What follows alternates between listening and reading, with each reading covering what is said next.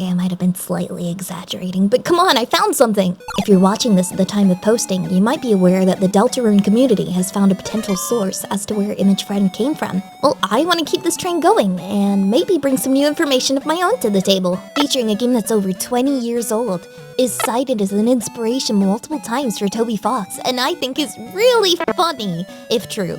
If we're this far down the rabbit hole, I doubt I have to explain what Green Gaster theory, let alone what Gaster is as a whole, but let me use this as a quick refresher of what we know and what we can infer.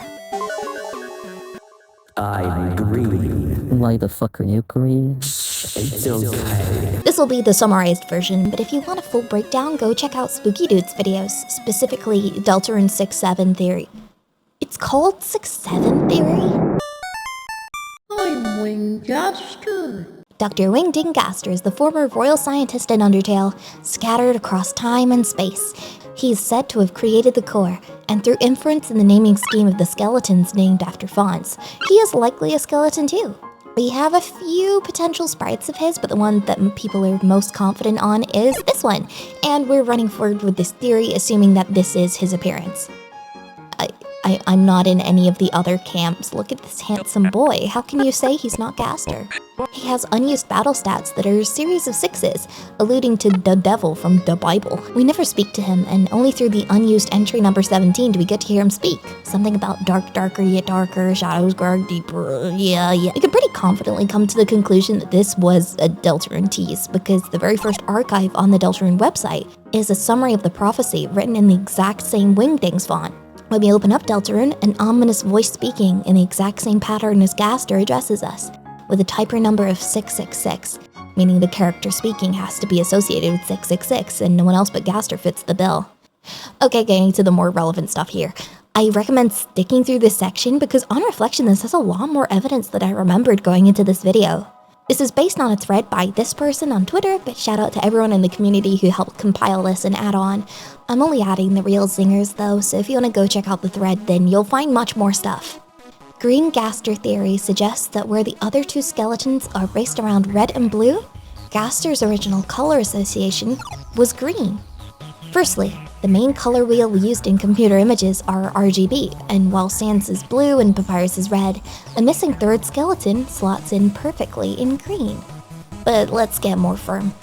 In Undertale, the core and the True Lab have a massive association with Gaster, and so does the Deltarune survey program menu, both of them being the only things we can confidently associate Gaster with making or being involved in.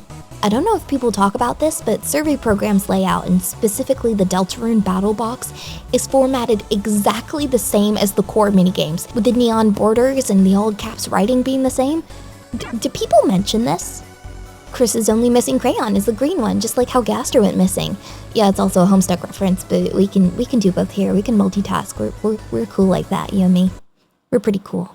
Spamton's puppet strings, with the person he's talking to slowly driving him crazy, either being tied to Gaster or directly is Gaster. They're green too. In Undertale, the spot between Sans and Papyrus's room can perfectly fit the Mystery Man ominous hallway door, which just so happens to be where green bone painting is placed instead. All I'm saying is that's the reason we haven't seen inside Sans and Papyrus's house in Deltarune. This is also the exact same order the rank rooms in the TV world go into, where the green door has the giant ball machine of ominous lore and forbidden knowledge, which is very Gaster adjacent and also holds the fate of Des, who seems to be kind of in the same predicament as Gaster. The third Forgotten Man room, which some people believe to at least be a partial manifestation of Gaster, is just... Well, look at it. You're green now, that's my attack. Yeah. All pretty convincing, huh? So, where does this tie into an old game? What game even is it anyway?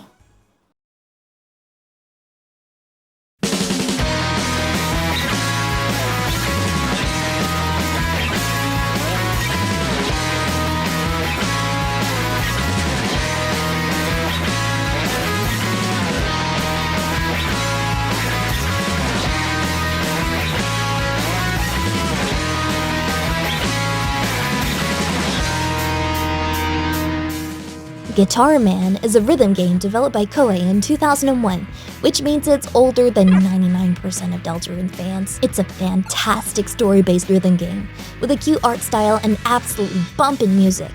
Toby Fox has mentioned this game twice as far as I'm aware. One of those times was his influential games list, where he mentions Guitar Man here.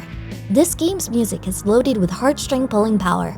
My eternal goal is making music like this, which, if Toby Fox, master of making indie bops, is saying this, you know the soundtrack's pretty good. The other one was the anniversary livestream where he said that Mettaton's face, and I quote, kind of has some Guitar Man influence. I hope the children of today know about this man because it will be good education for them. It will be a beautiful thing for your life. Sandsbone Trio. Sandsbone Trio, you say? Well, like the rest of the fanbase, I'm gonna interpret his words literally. For those of you that don't know, there's a trio of skeletons in Stage 7 of the game called the Sandbone Trio, and you have to defeat them to progress. There's 3 skeletons. One tall and lanky one with a very long face, a shorter one with a much more wide face, and a third one in the middle who is somewhere in between. Now, that wouldn't be much in itself, but if you get the hue shift out, Sandsbone Trio, you say, Toby. Did you just mix Helvetica and the Sandbone Trio? I swear to God, this could be the world's funniest coincidence. I am genuinely struggling to see how they don't connect, especially if he's pulled from the art before. They even have their own stupid naming schemes.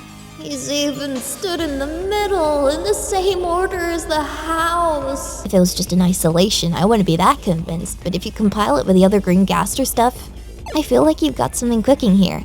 At the very least, it's fun to check out some of the influential games that Toby Fox has talked about. I feel like as Deltarune fans, it's easy to get pretty insular and enjoy just your favorite little Blorbo game, but if you venture just a tangent away, maybe you can find something that you love just as dearly. Or maybe find more appreciation for the original, seeing all the love and inspiration that was pulled. At the very least, you should listen to the soundtrack, because it's pretty short and it's pretty good. Come on, come on. Ooh, you want to know the Toby Fox lore so bad. Ooh. Yeah, so that's pretty much it. That is my contribution to the Green Gaster stuff. I hope somebody watches this video. I've never made a video like this before, so sorry if it's kind of scuffed and I keep close-fingering into the mic. I get pretty enthusiastic. Also, yeah, the mic quality is a choice. Oh, I'm working on a longer video about the writing of Asgore, and that one video where it's like, oh, Asgore sucks now. I'm up to the 40-minute mark. Save me, someone save me. Making videos is hard, how do people do this? Anyway, hasta la vista, play Guitar Man, bye. I'm Gaster, the Royal Scientist.